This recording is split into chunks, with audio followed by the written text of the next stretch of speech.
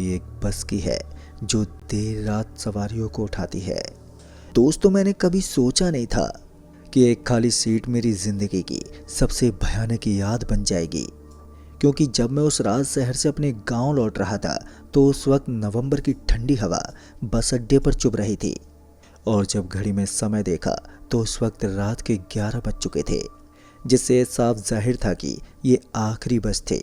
लेकिन जब कंडक्टर ने टिकट काटा तो मुझसे एक हैरान कर देने वाली बात कही कि अगर तुम आखिरी स्टॉप तक जाओगे तो सो मत जाना। पर मैंने भी उसकी इस बात को हंसकर टाल दिया। बस भी उस वक्त लगभग खाली ही थी।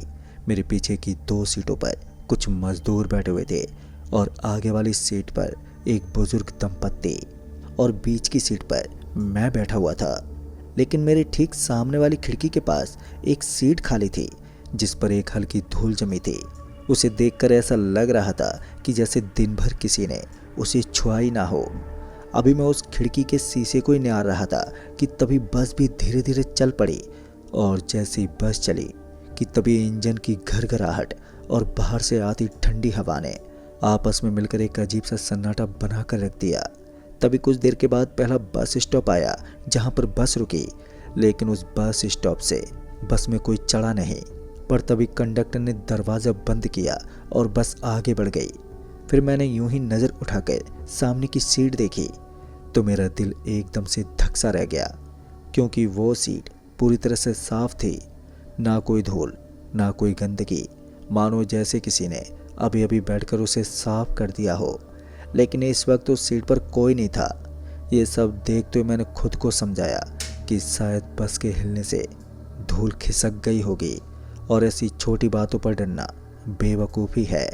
तभी मैं फ़ोन निकालकर स्क्रॉल करने लगा, लेकिन पता नहीं क्यों उस वक्त मेरे फ़ोन से नेटवर्क गायब हो चुका था और जब बाहर झांका तो बाहर भी अंधेरा और घना हो चुका था और तो और सड़क पर दूर दूर तक कोई गाड़ी तक दिखाई नहीं दे रही थी। तभी बस की चाल धीमी हुई और बस एक और बस स्टॉप पर जाकर रुक गई। लेकिन इस बार बस थोड़ी देर तक रुकी रही। मैं अपनी सीट पर बैठा सुन रहा था कि बाहर कुछ कुत्ते भौंक रहे हैं और दूर कहीं मंदिर की एक घंटी की आवाज़ भी सुनाई दे रही थी। बस का दरवाज़ा अभी भी खुला हुआ था, लेकिन फिर भी बस में कोई चढ़ा नहीं। और जब कोई नहीं चढ़ा तो बस कंडक्टर ने एक ऊंची आवाज़ में बोला, अरे कोई, ये आखिरी बस है। लेकिन कंडक्टर को कोई भी जवाब नहीं मिला तो ड्राइवर ने बस को स्टार्ट किया और वहाँ से आगे बढ़ चले। तभी मैंने अपनी सामने वाली सीट पर फिर से देखा तो मेरी सांसें एकदम से अटक गई, क्योंकि मेरी सामने वाली सीट पर कुछ देर पहले जो शख्स बैठा हुआ था अब वो उस सीट पर नहीं था। लेकिन हाँ, अब उस सीट पर एक धुंधली सी परछाई बैठी हुई थी जिसका चेहरा साफ नहीं दिख रहा था। बस मुझे उसके कंधों का आभास हो रहा था जैसे कोई उस सीट पर झुका हुआ हो। तभी मैंने अपनी पलकें झपकाई और फिर से देखा तो वो सीट फिर से खाली थी। दोस्तों, अब ये देखकर मेरे हाथ एकदम से ठंडे पड़ गए, पर मैं किसी तरह से खुद को समझाने लगा कि शायद नींद और थकान मेरी आंखों से खेल खेल रही हैं। लेकिन मेरा दिल मेरी बातों को मान ही नहीं रहा था। तभी मैंने एक बार अपनी गर्दन घुमाकर पीछे बैठे मजदूरों की तरफ देखा तो वे सब आपस में धीमे स्वर में बात कर रहे थे, पर उन सबको कुछ भी अजीब नहीं लग रहा था। अभी मेरी नज़रें उस सामने वाली खाली पड़ी सीट पर ही थी कि तभी बस तीसरे स्टॉप पर रुकी। पर जैसे ही बस रुकी कि तभी मुझे महसूस हुआ कि मेरे सामने वाली सीट की स्प्रिंग हल्की सी दब गई है, जैसे कि उस पर कोई बैठा हो। मुझे उस सीट की गद्दी थोड़ी नीचे झुकी हुई दिखी। ये नज़ारा देखते मैं एकदम से जमसा गया। तभी मुझे किसी के कदमों की आहट सुनाई दी। उस आवाज़ से ऐसा लगा जैसे वो आवाज़ बस के भीतर गूंजी हो, जबकि बस के भीतर कोई चल ही नहीं रहा था। लेकिन मैंने किसी तरह से हिम्मत करके कंडक्टर को आवाज़ दी, अरे भैया, बस में कोई चढ़ा है क्या? लेकिन मेरी इस बात से वो कंडक्टर मुझ पर झुंझलाते हुए बोला, अरे नहीं, सिर्फ तुम ही तो देख रहे हो यहाँ पर, मैं तो हूँ ही नहीं। पर मैंने उसकी बात का बुरा नहीं माना और तभी कांपती उंगली से सामने इशारा किया और मेरे इशारा करते ही वो कंडक्टर मेरी तरफ आया और उस सीट को देखा और उस सीट के पास जाकर उसे हाथ से दबाया और एकदम से हंसते बोला, अरे ये पुरानी बस है, इस सीट की स्प्रिंग ढीली है इसलिए ऐसा हो रहा है। लेकिन उस कंडक्टर की हंसी मुझे राहत नहीं दे पाई, क्योंकि जब वो वापस से मुड़ा तो मुझे साफ लगा कि सीट फिर से दब गई है। मानो जैसे किसी ने उस पर दोबारा से बैठने की जगह बनाई हो। मैं अभी इसी उलझन में था कि इसी बीच बस भी अब शहर की रोशनी से काफ़ी दूर निकल चुकी थी। खिड़की के बाहर सिर्फ काली सड़क और कभी कभार पेड़ों की परछाइयाँ ही दिखाई पड़ रही थी, जिस वजह से मेरा दिल काफ़ी तेज धड़क रहा था। तभी मैंने तय किया कि अब मैं उस सीट की तरफ नहीं देखूंगा, पर मैं जितना उस सीट से बचता तो उतना ही मेरा मन उसी ओर खिंचता जा रहा था। सोचिए, ग्रोसरी पर पेमेंट पे नहीं, ना भी यूपीआई, फटाफट पेमेंट, रिवॉर्ड्स 100 रुपए तक। Download now.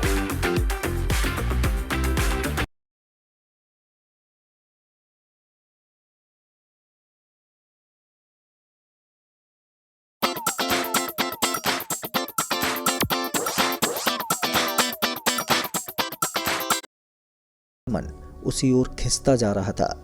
लेकिन दोस्तों, अगले स्टॉप पर बस जैसे रुकी कि बस का दरवाजा अपने आप ही आधा खुल गया, जिस पर बस ड्राइवर ने गुस्से में बोला, अरे कंडक्टर, दरवाज़ा ठीक से तो बंद करो।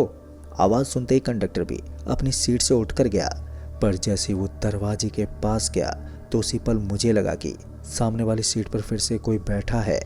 और जब मैंने उसे और ध्यान से देखा तो वो एक औरत थी जिसके बाल भीगे हुए थे और चेहरा झुका हुआ था। साथ ही उसके कपड़े पुराने ज़माने के थे, लेकिन उसके बालों से पानी की बूंदें फर्श पर टपक रही थी। उस औरत को देखते मैंने झट से अपनी आंखें कसकर बंद कर ली, और जब आंखें खोली तो वो सीट फिर से खाली थी, लेकिन फर्श पर हल्का सा गीलापन मौजूद था। तभी मैंने धीरे से पीछे मुड़कर देखा तो पीछे बैठे मजदूर अब चुपचाप से बैठे हुए थे, लेकिन उनमें से एक मजदूर मुझे घूर रहा था, और घूरते हुए उसने जो बोला वो बहुत ही भयानक था।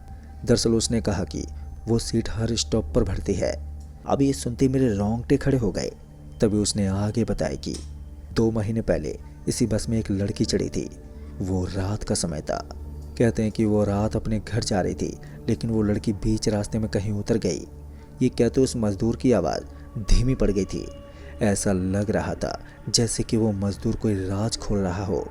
अभी पहला मजदूर चुप ही हुआ था कि तभी दूसरा मजदूर बोल पड़ा, ड्राइवर कहता है कि उसने उस लड़की को उतारा ही नहीं, पर सुबह सड़क के किनारे उसकी लाश मिली थी।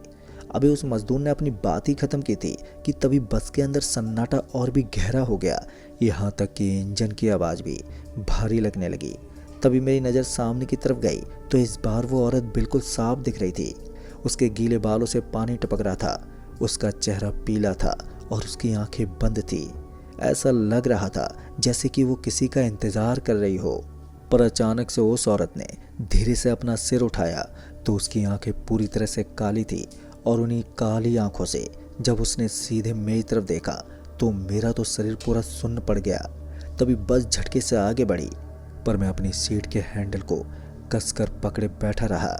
और जब मैंने उस सीट के सामने फिर से देखा तो अब वो औरत फिर से गायब थी, लेकिन अब मुझे महसूस हो रहा था कि अब वो पूरी बस में घूम रही है। दोस्तों, तभी ड्राइवर ने अचानक से ब्रेक लगा दिया, और जब मैंने सामने देखा तो सामने सड़क पर धुंध छा गई थी। वो धुंध इतनी घनी थी कि हेडलाइट भी बेअसर लग रही थी। तभी खिड़कियों से ठंडी हवा भीतर आने लगी, और जैसे वो ठंडी हवा भीतर घुसी कि तभी कंडक्टर ने बुदबुदाकर कुछ मंत्र जैसा बोला। उस कंडक्टर को ऐसा करता देख मुझसे रहा नहीं गया, और तभी मैंने हिम्मत करके आखिर में पूछ लिया, अरे भाई साहब, क्या ये रोज़ होता है?